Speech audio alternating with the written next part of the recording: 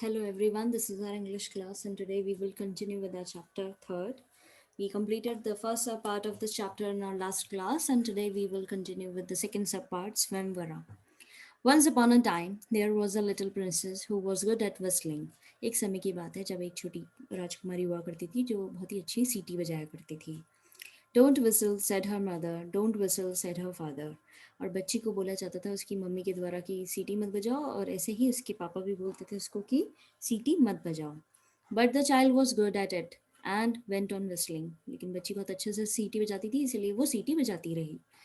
Years went by and she became a woman. साल बीते और वो बड़ी हो गई और एक वुमेन बनी. By this time she whistle beautifully. और इस समय तक वो बहुत ही अच्छे तरीके से सीटी बजाया करती थी. हर पेरेंट्स ग्रीव्ड. और उसके पेरेंट्स को इस चीज़ की बहुत चिंता थी, दुख था उनको. What man will marry a whistling women, said her mother dolefully. उसकी मम्मी जो है बहुत ही दुखी होकर के बोल दी कि कौन सा आदमी इस लड़की से शादी करेगा, कौन सा व्यक्ति इस लड़की से शादी करेगा जो इस तरीके से सीटी बजाती है. Well, said her father, we will have to make the best of it. अब उसके पिताजी बोलते हैं कि अब हमें इसका एक अच्छे उसमें उनको एक आइडिया आता है और वो एक अच्छे उसमें इसको चीज़ इस चीज़ को अच्छे तरीके से प्रेजेंट करेंगे दुनिया के सामने. I will offer half my kingdom and the princess in marriage to any man who can beat her at whistling.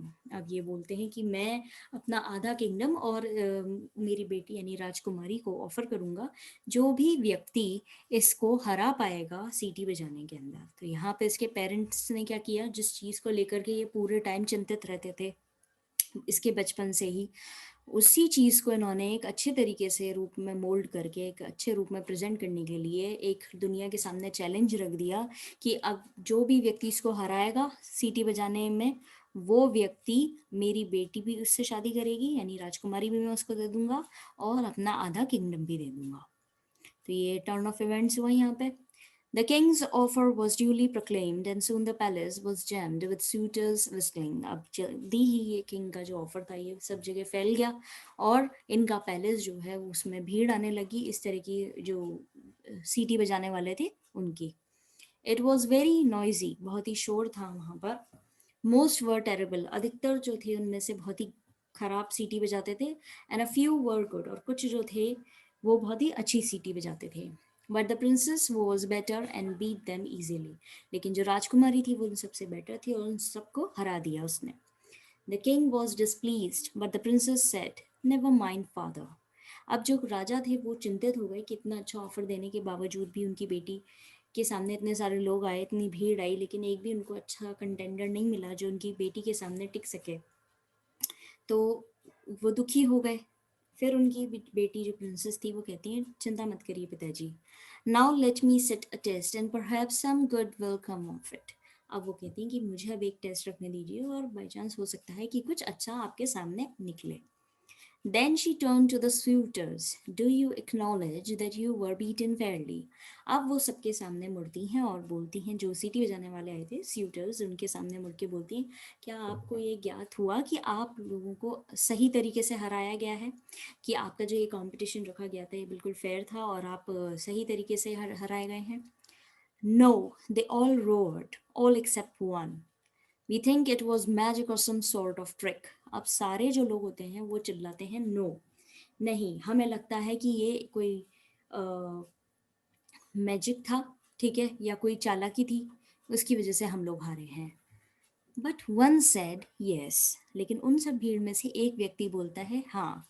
Yes he said I was beaten Fairlie. बोलता है हाँ, मुझे बिल्कुल सही तरीके से हराया गया है और ये जो कंपटीशन रखा गया था वो बिल्कुल फेयर था. The princess smiled and turning to her father, she pointed to this man. If he will have me, she said, I will marry him. अब क्या होता है, प्रिंसेस मुस्कुराती है जब वो आदमी एक पूरी भीड़ में से सिर्फ एक आदमी जो है वो बोलता है कि हाँ मुझे बिल्कुल सही तरीके से हराया गया. तो प्रिंसेस मुस्कुराती है, अपने पिताजी की तरफ मुड़ती है और बोलती है कि अगर ये मुझसे शादी करना चाहता है तो मैं इससे शादी कर लूँगी. यहाँ पर ये स्वयंवर जो है एक तरीके से सॉर्ट हुआ है. तो हमने आज ये देखा कि किस तरीके से एक सीटी बजाने वाली प्रिंसेस जो थी उसके टर्न ऑफ इवेंट्स होता है और वो अपनी लाइफ में कैसे उसको एक परफेक्ट पार्टनर मिलता है, उसके पेरेंट्स किस तरीके से उसके लिए एक अच्छा पार्टनर ढूंढ पाते हैं और फिर एंड में वही जो है जो चीज़ें हैं वो उस फेवर में जाती हैं. ठीक है. About the stories, we studied two stories. The first one was The Guitar Player, and the second one was Swamvara. These stories are taken from her book Feminist Fables, 1981. ये stories इनकी किताब Feminist Fables में से ली गई है. In these stories, she focuses on the condition of women in patriarchal society. इन दोनों ही stories के अंदर वो focus कर रही हैं औरत की condition पे, जो इस patriarchal यानी कि जो समय से समाज में चली आ रही है, जो पुरानी मेन डोमिनेंस जो है उस चीज़ को दर्शाया गया है. She raises her voice against gender inequality and stresses the fact that women should have their own identity. अब यहाँ पे जो राइटर है उन्होंने फोकस करा है जेंडर इनइक्वालिटी पे. ठीक है. और ध्यान दिलवाया है कि वुमेन को भी अपनी आइडेंटिटी बनानी चाहिए समाज के अंदर और उनको डिपेंड नहीं रहना चाहिए सिर्फ मेल्स पे.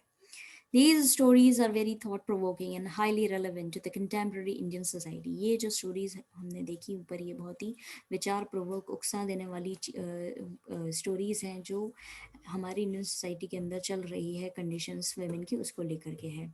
The story, The Guitar Player, depicts a girl who wants her talents, skills, and the art that she possesses to be greatly valued, recognized, and given importance. पहली जो story थी, The Guitar Player, उसके अंदर एक ऐसी लड़की की story है जहाँ पर वो चाहती कि उसके टैलेंट को लोग पहचाने, स्किल्स, उसके हुनर को पहचाने, उसकी आर्ट को पहचाने.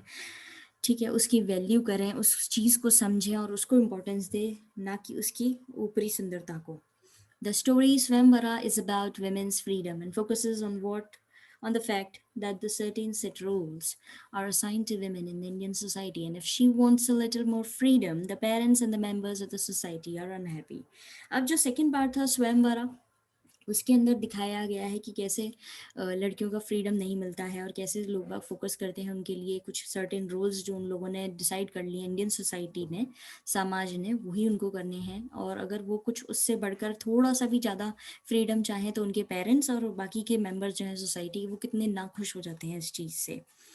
Men think themselves to be superior to women and do not like to accept their defeat.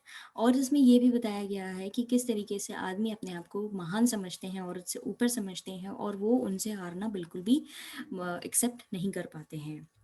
However, a woman likes to choose a companion who believes in gender equality, values her talents, and accepts his own shortcomings. और इसके विपरीत एक women जो है वो किस तरीके से अपने कंपेनियन, अपने साथी को चुनती है, वो एक ऐसे व्यक्ति को चुनती है जो बिलीव करे जेंडर इक्वालिटी में, उसके टैलेंट की वैल्यू करे और उसको एक्सेप्ट करे. आने वाली चीज़ें हैं उसके सामने, सर्कमस्टेंसेज हैं, या अगर कहीं पे वो कम पड़ रहा है अपनी पार्टनर के सामने तो उस चीज़ को भी एक्सेप्ट करे.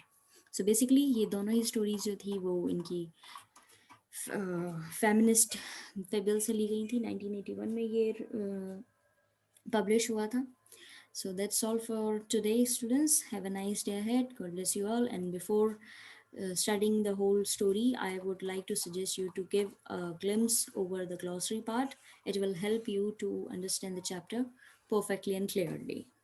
Okay, God bless you all.